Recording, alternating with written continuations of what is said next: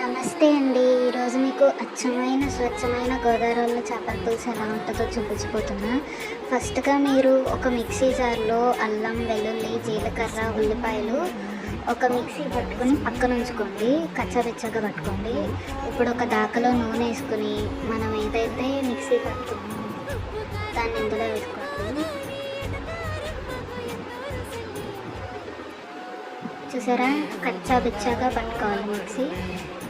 అంటే ఇలా ఉంటేనే టేస్ట్ బాగుంటుంది, నాటు స్టైల్ టేస్ట్ వస్తుంది. మేము గోదావరిలో ఇలానే పట్టుకుంటాం.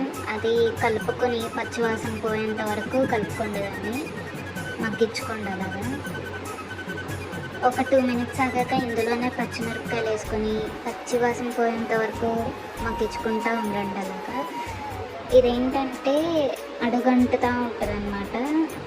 అయినా కానీ అలా నూనె పైకి తేలే వరకు మగ్గించుకున్నాక కొన్ని టొమాటో ముక్కలు వేసుకొని మళ్ళీ మగ్గించుకోండి, టమాటో మెత్తపడే వరకు. ఇప్పుడు అందులోనే మన చేప ముక్కలు నీట్గా సర్దుకోండి. ఎలా పడితే అలా వేసేయకూడదు, నీట్గా సర్దుకోవాలి. అప్పుడే మసాలాలన్నీ వాటికి అంటుతూ ఉంటాయి. ఇందులోనే 4 బెండకాయలు చీల్చుకొని వేసుకుంటే చాలు.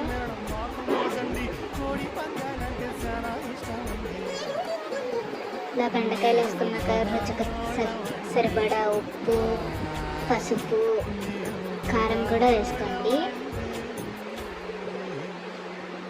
మేమైతే కారం బాగా తింటాము, అందుకే 2 spoons కారం వేసుకున్నాము.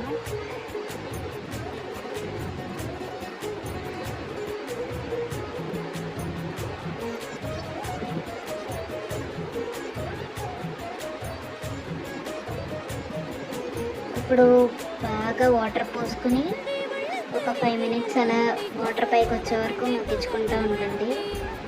ఇందులోనే ఇప్పుడు 20 minutes నానబెట్టుకున్న చింతపండు పులుసును బాగా పిసుకుతూ పోస్తూ ఉండండి. చింతపండు రసాన్ని, చింతపండు రాకుండా పోస్తూ ఉండాలి. దీన్ని ఒక 5 minutes or 6 minutes అలా బుడగల పైకి వచ్చే వరకు మగ్గించుకుంటూ ఉంటే చేపలన్నీ ఉడికిపోతాయి. ఇందులోనే కొత్తిమీర, కరివేపాకు మీకు ఏది ఇష్టమైతే అది చల్లేసుకుని ఉంటే గోదావరిలో చేపల పులుసు రెడీ.